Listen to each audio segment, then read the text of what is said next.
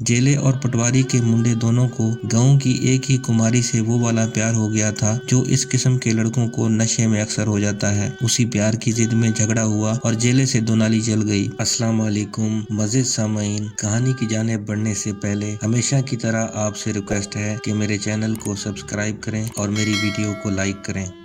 पूरे गांव में शोर मच गया कि चौधरी गुलाम रसूल के मुंडे जेले से कत्ल हो गया। ये खबरें तो रोजमर्रा का मामूल थीं कि चौधरी के मुंडे जेले ने अपने उबाश और मुस्तंडे यारों के साथ मिलकर लड़ाई झगड़ा किया या शराब पीकर गुलगोपाड़ा किया या गांव की किसी गरीब कमी कमीन की धी बहन के साथ जोर जबरदस्ती की। चौधरी गुलाम रसूल 25 मुरब्बा जमीन का मालिक था। पिछली कई दहाइयों से गाँव का चेयरमैन भी था। हर किस्म के गठजोड़ और दावपेच का माहिर था। जेला उसकी अकलौती औलाद था, सारी जमीन और जायदाद का अकलौता मालिक। गार्ज चौधरी ने अपने मुंडे जेले को खुली छुट्टी दे रखी थी। जेले की ज्यादतियों पर कम से कम गांव में किसी में आवाज उठाने की हिम्मत न थी। अगर मामला बढ़ जाता तो चौधरी दे दिलाकर मामला ठप करवा देता, पर बात कत्ल तक कभी नहीं पहुंची थी। और अगर कत्ल किसी कमी कमीन के मुंडे कुड़ी का होता तो चौधरी ने कोई परवाह नहीं करनी थी। मामला छेती गाँव में ही ठप कर देना था और गाँव में कोई रोला शोला भी नहीं पड़ना था। पर इत्थे टक्कर बराबर की थी, क्योंकि कत्ल होने वाला नजीर पटवारी का मुंडा था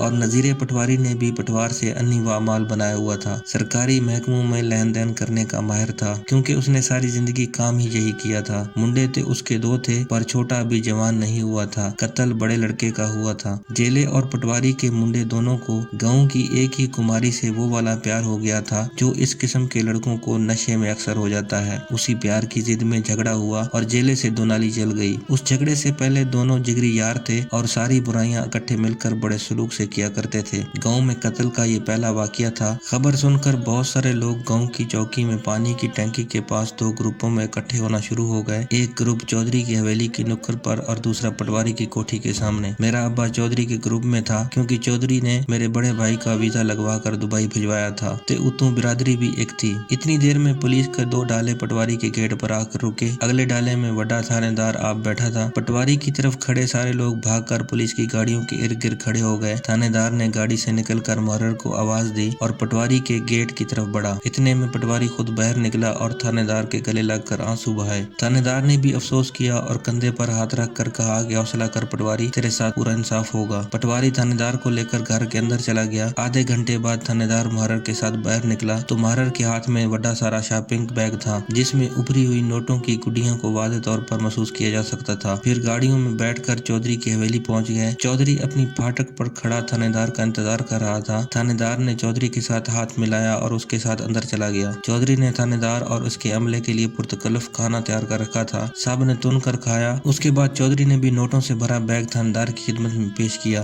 थानेदार ने बैग लेकर उसकी जिप खोलकर अंदर झाँका तो थानेदार की आंखों में चमक आई। थानेदार ने जेले को हथकड़ी लगाई और साथ लिया और बाहर की तरफ चल दिया। चौधरी भी जेले को तसलियां देता देता साथ साथ चल रहा था। गाड़ी के पास जाकर थानेदार ने नोटों का बैग गाड़ी में रखवाया और मुड़कर चौधरी की तरफ देखा और कान में कुछ कहा और बोला, चौधरी तू बस घबरावी ना। चौधरी जो उस वाकये से काफी घबराया हुआ था, उसके चेहरे पर कुछ इत्मीनान आया। पुलिस जेले को शहर थाने ले गई। चौधरी ने गाँव के नाइक रहमत को आवाज दी और 25-30 लोगों के लिए बकरे का गोश्त भूनने का हुक्म दिया। शाम को चौधरी ने देख अपनी लैंड क्रूजर में रखवाई और शहर थाने पहुंच गया। मेरा अब्बा चूंकि चौधरी का खास बंदा था, इसलिए वो भी चौधरी के साथ गया और थाने का अमला जो बड़े थानेदार समेत भुने हुए बकरे के इंतजार में टुन बैठा था, खाने पर टूट पड़ा। खाने के बाद बड़ा थानेदार चौधरी और मेरे अब्बा को लेकर अपने दफ्तर में बैठ गया और चौधरी को ऐसी बात बताई कि चौधरी सुनते ही हशाश बिशाश हो गया और अपनी कलाई से बंधी हुई राडो घड़ी उतार कर थानेदार की खिदमत में पेश कर दी और जेले को मिलकर दिलासा देकर रात गए मेरा अब्बा और चौधरी वापस गाँव पहुँच गए। मैं कौन हूँ और क्यों ये सारा वाकया आपको सुना रहा हूँ, मेरे इस वाकये में क्या किरदार है? जी, मेरा नाम बशीर है और उस रात की थानेदार से चौधरी और मेरे अब्बा की मुलाकात के बाद मेरी कहानी शुरू हुई। अगले दिन हमारी दोपहर की रोटी की दावत चौधरी की हवेली में थी। मैं, मेरी दोनों छोटी बहनें और अम्मी अब्बा नए कपड़े पहनकर चौधरी की हवेली पहुंच गए। चौधरी और चौधरानी को पता चला कि हम आए हैं तो खिलाफे तवक्को दोनों भागकर इस्तकबाल के लिए हवेली के फाटक पर हमें लेने आए। जैसे मेरा अब्बा नहीं आया, कोई इलाके का नया डिप्टी कमिश्नर चौधरी से मिलने आया हो। चौधरानी ने आगे बढ़कर और हाय मेरे पुत्र कहकर मुझे अपने गले लगा लिया और माथे से बार बार इस तरह चूमा कि थोड़ी देर के लिए मुझे अपनी असली माँ का प्यार भूल गया। फिर चौधरी और चौधरानी हमारे दाएं और बाएं चलने लगे और हमें साथ लेकर कर एक खास VIP रूम में आ गए। हमें खाने के दस्तरखान पर इंतहाई इज्जत और एहतराम से बिठाया और जब तक हम बैठ नहीं गए खुद दोनों खड़े रहे। मैं एकदम से अपनी इस कदर इज्जत अफजाई देखकर सोच रहा था चौधरी और चौधरानी ऐसा क्यों कर रहे हैं। तब एक ख्याल ने तो मेरा दिल ही खुश कर दिया। मैंने हिसाब किताब लगाकर सोचा क्योंकि चौधरी का बेटा जेला पकड़ा गया है और उसको फांसी हो जानी है और चौधरी की जमीन और जायदाद का वली वारिस तो कोई रह नहीं जाना, इसलिए मुझे अपना बेटा बनाने के बारे में सोच रहे हैं। इस ख्याल के ज़हन में आते ही मैंने चौधरी और चौधरानी को अपने नए अब्बा और अम्मी की नजर से देखा तो बहुत अच्छा लगा और मैं थोड़ा और चौड़ा होकर बैठ गया, जैसे अब तो ये सारा कुछ मेरा हक ही है। और फिर चौधरी ने अपने हाथ से डोंगा खोलकर सारी चंगी चंगी बोटियां निकालकर मेरी और अब्बा की प्लेट में डाल दी और चौधरानी ने दूसरे डोंगे से अम्मी और बहनों की प्लेट में। हम सब ने खाना शुरू कर दिया और तब चौधरी ने बात शुरू की और मेरे अब्बा को मुखातिब होकर कहा, करमदीन, तुम्हें तो पता है तुम्हारे बच्चों को हमेशा मैंने अपने बच्चे समझा है। आज मैंने तुम लोगों को रोटी पर इसलिए बुलाया है कि आज तू तेरी दोनों बेटियों की ब्याह तक की सारी जिम्मेदारियां मुझ पर हैं। और साथ ही दोनों हाथ ऊपर खड़े करके अकड़ी हुई गर्दन के साथ फख्र से मेरे अब्बे और अम्मी की तरफ देखने लगा। मेरा अब्बा और अम्मी खुशी से दमक उठे और दोनों बहनें ब्याह का लफ्ज सुनकर शर्मा गईं और अब मुझे यकीन हो गया कि चौधरी मुझे अपना बेटा बनाने के लिए मांगने वाला है। मैंने उसी खुशी में डोंगे से रान की बड़ी सी बोटी निकाल कर अपनी प्लेट में डाली और खानी शुरू कर दी। चौधरी ने मेरी तरफ इशारा किया और कहा, तेरा पुत्र भी मुझे जेले जितना ही प्यारा है। मैं ये सुनकर थोड़ा सा शर्मा गया। फिर चौधरी बोला, करमदीन, तू बिल्कुल भी फिक्र ना कर, मैं तेरे पुत्र को फांसी नहीं लगने दूंगा। ये सुनकर मेरे हाथ से रान की बोटी छूट कर वापस प्लेट में गिर पड़ी। चौधरी बोला, बस तेरे पुत्र ने कत्ल अपने जिम्मे लेना है, थाने में भी मेरी बात हो गई है, उधर जेले से भी चंगा रखेंगे इसे। शहरों चंगा वड्डा वकील करूंगा अपने बशीर के लिए, वकील आगे सीधा जज करेगा और तेरा पुत्र 6 महीने में बाहर होगा। मैं चौधरी की तरफ इस तरह देख रहा था जैसे ऐन छुरी फिरने के टाइम बकरा कसाई की तरफ। फिर मैंने खौफजदा होकर अपने अब्बे की तरफ देखा तो वो तसल्ली से बोटियां पाड़ रहा था, जैसे उसे सब कुछ पहले से ही पता था। मुझे अपने सामने पड़ा बोटियों से भरा डोंगा फांसी का फंदा लग रहा था। उसके बाद एक नवाला भी मेरे हल्क से नीचे नहीं उतरा, बल्कि खाया हुआ खाना भी बाहर आने को कर रहा था। चौधरी अब्बे को बोला, करमदीन, तुम्हें तो पता ही है मैंने जेले को किस कदर लाड से पाला है, वो बेचारा कहाँ हवालातें और जेलें भुगतेगा। मुझे चौधरी उस वक्त जगूटा जिन लग रहा था, दिल कर रहा था कि एक जोरदार मुक्का उसकी नाक पर मारूं और पूछूं, बागड़ बिलिया, मैं क्या कोट लखपत जेल में पैदा हुआ हूँ। खैर, गरीब को खरीदना आसान है और मेरा अब्बा बिक चुका था। अम्मी ने बतेरे तरले डाले पर अगली सुबह चौधरी मुझे अपनी लैंड क्रूजर में अगली सीट पर बिठाकर थाने ले गया, जहाँ थानेदार ने मुझे सारी ट्रेनिंग दी कि कोर्ट में क्या बयान देना है और फिर पहली पेशी पर जेला बेर और मैं अंदर। शुरू में चौधरी अब्बे के साथ मुलाकात के लिए हर हफ्ते आता और मुझे बताता कि जज के साथ मामला सेट हो रहा है, बस तू घबराना नहीं। उसके बाद अब्बा तो हर हफ्ते चौधरी का ये पैगाम लेकर आता कि तू बस घबराना नहीं, पर चौधरी महीनों में एक आध दफा ही आता। अगली पेशी पर मुझे फांसी की सजा बोली गई। मेरे हाथ पांव फूल गए और मुझे मौत नजर आने शुरू हो गई। कोर्ट से बाहर निकले तो चौधरी ने गले लगाया और बोला, इस जज को पटवारी ने ज्यादा रेट लगा दिया था, पर हम बड़े कोर्ट में जाएंगे, उस जज तक मेरी बड़ी अच्छी पहुंच है, बस तू घबराना नहीं। मेरे दिल में आई कि जकुटे जिन चौधरी से पूछूं, तुझे अदालत में जज मौत की सजा सुनाए और तू मुझे जरा ना घबरा के दिखाई, पर कह नहीं सकता था क्योंकि जकुटा चौधरी ही मेरी आखिरी उम्मीद था। मुझे चौधरी की बात सुनकर थोड़ा हौसला भी हुआ। खैर, अपील और कोर्ट की तारीख में 3 साल और लग गए। अब तो मुझे जेल भी अच्छी लगने लगी थी कि चलो बेशक जेल में हूँ, जिंदा तो हूँ, आगे तो फांसी का फंदा नजर आ रहा था। बड़ी कोर्ट में भी जज ने दूसरी पेशी पर फैसला बरकरार रखा और फांसी की सजा सुना दी। कोर्ट से बाहर चौधरी मिला और बोला, मैं बड़ी अप्रोच करवा के जज को मिला था, पर जज बड़ा ईमानदार निकला। उसने साफ कह दिया कि मैंने पटवारी से रकम पकड़ ली है, इसलिए मैं तुमसे पैसे नहीं ले सकता, पर पुत्र बशीर तू घबरावी ना, मैं इससे बड़े कोर्ट में जाकर तुझे छुड़वा लूंगा। और उधर मैंने अपने अब्बा को पहली दफा घबराए हुए देखा, पर मुझे उम्मीद थी कि चौधरी बेशक आला दर्जे का मौका परस्त और कमीना इंसान है, पर अब्बे के साथ उसकी सारी जिंदगी का ताल्लुक था और बिरादरी को मुंह दिखाने के लिए थोड़ी बहुत हया तो करेगा, मुझे कम से कम फांसी से बचा लेगा। पर मेरा अंदाजा गलत निकला। चौधरी मेरी सोच से भी बड़ा कमीना निकला। चौधरी को किसी सियाने वकील ने समझा दिया कि वड्डे कोर्ट में जाने का कोई फायदा नहीं, क्योंकि वड्डी अदालत में भी उसको फांसी ही होनी है, क्योंकि इसने इकरार जुर्म किया हुआ है। इसलिए चौधरी ने आगे अपील ही नहीं की। पहला साल तो अब्बा मेरी मुलाकातों पर आता रहा, बेचारा शर्मिंदा सा खड़ा रहता और रोता रहता था और कहता रहता, पुत्र बशीर मैनू माफ कर दे। मैं चौधरी की बातों में आ गया था। उसने 10 किले जमीन मेरे नाम लगवा कर वादा किया था कि तुझे फांसी नहीं लगने देगा। मैंने कहा, अब्बा अब माफ करने या ना करने से क्या फर्क पड़ता है, मैंने तो अब लटक ही जाना है। बस अब्बा तू जब गाँव वापस गया तो चौधरी से एक गल पूछ लई कि अब मैं थोड़ा सा घबरा लूं। फिर मैंने अब्बे को हर हफ्ते आने से मना कर दिया और ना उम्मीद होकर आगे की फिक्र शुरू कर दी। 5 वक्त की नमाज शुरू कर दी। मौत का मंजर, कब्र की पहली रात, मरने के बाद क्या होगा, अजाब کتاب قبر جیسی عظیم کتابوں کا مطالعہ شروع کر دیا تھا۔ مجھے سب سے زیادہ افسوس اس بات کا تھا کہ میں کنوارا ہی مرنے لگا تھا۔ ابھی تو میں نے دنیا میں کچھ دیکھا ہی نہیں تھا اور ابا امی سال میں 2-3 دفعہ آ کر ملاقات کر جاتے۔ اس طرح 4 سال اور گزر گئے۔ مجھے کل ملا کر 7 سال ہو چکے تھے جب خبر آئی کہ میری پھانسی کی ڈیٹ آ گئی ہے، جو کہ 3 مہینے بعد تھی اور اس دن جمعہ کا مبارک دن بنتا تھا۔ 2 مہینے اور گزر گئے اور مجھے وارڈن نے آ کر بتایا کہ تمہاری ملاقات آئی ہے۔ میں ملاقات کے لیے گیا تو آگے گاؤں کا امام مسجد کھڑا تھا۔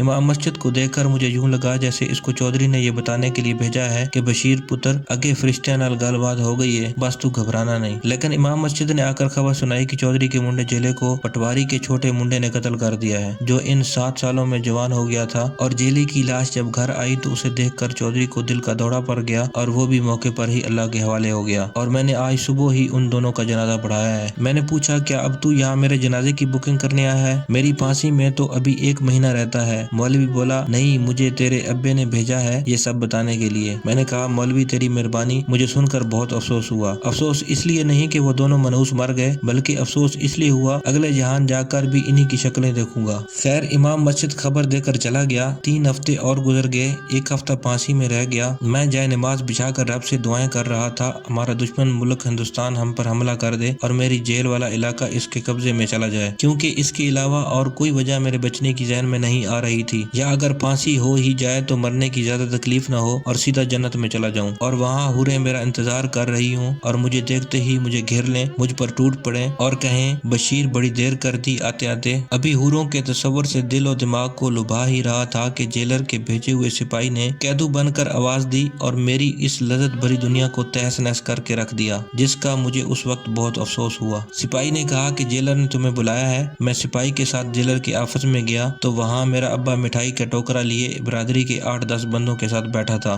خوشی اور جوش سے کانپ رہا تھا۔ میں حیران تھا میرے ابا کو میرے مرنے کی اتنی خوشی کیوں ہو رہی ہے، کہیں چودھری مرتے وقت مزید 10 کلے زمین تو نہیں ابا کے نام کر گیا۔ مجھے دیکھتے ہی ابا نے اٹھ کر گلے لگایا اور اپنے ساتھ کرسی پر بٹھا لیا۔ جیلر نے مجھے مبارکباد دی کہ تمہاری سزا معاف ہو گئی ہے اور تم آزاد ہو کر گھر واپس جا سکتے ہو۔ میں سن کر ہکا بکا رہ گیا۔ میں نے جلدی سے اپنی ٹانگوں پر زور سے خارج کی، صرف یہ چیک کرنے کے لیے کہ میں ہوش میں ہوں۔ ابے نے واپسی رستہ میں بتایا چودھری اور اس کے منڈے جیلے کے مرنے کے بعد میں نے پٹواری کے بڑے ترلے کیے کہ تمہارا بدلہ اتر گیا ہے، اب میرا منڈے کو معاف کر دے، پر پٹواری نہیں مانا۔ پھر میں نے چودھرانی کی طرف سے جیلے کے قتل کا پرچہ پٹواری کے منڈے پر کٹوا دیا تو اگلے دن پٹواری نے بلایا اور اس شرط پر تمہیں معاف کرنے کی حامی بھری کہ میں چودھرانی کو آمادہ کر کے پرچہ واپس لے لوں اور 10 کلے زمین جو چودھری نے مجھے دی ہے وہ میں پٹواری کے نام کر دوں، پر میں نے زمین دینے سے صاف انکار کر دیا اور پٹواری نے معاف کرنے سے انکار کر دیا۔ مجھے ابا کی اس کمینگی پر غصہ تو بہت آیا پر پی گیا۔ ابے نے کہا کہ میں نے تھانے دار کو 50,000 دے کر ساری رات پٹواری کے منڈے کو تھانے میں لیکچر پڑھوائے تو اگلے دن پٹواری بھاگا ہوا خود میرے گھر آیا اور زمین کے بغیر ہی معافی نامے پر راضی ہو گیا۔ میں 7 سال بعد جب واپس گاؤں پہنچا تو سب کچھ ویسا ہی تھا، پر میری لاٹری نکل آئی۔ چودھرانی بیچاری غم میں ویسے ہی نڈال ہو چکی تھی، اس نے اپنی بھانجی سے میرا بیاہ کر کے ساری جائیداد میرے نام کر دی۔ ویسے بیاہ کے بعد میں اب سوچتا ہوں کہ کنوارا ہی مر جاندہ تے چنگا سی۔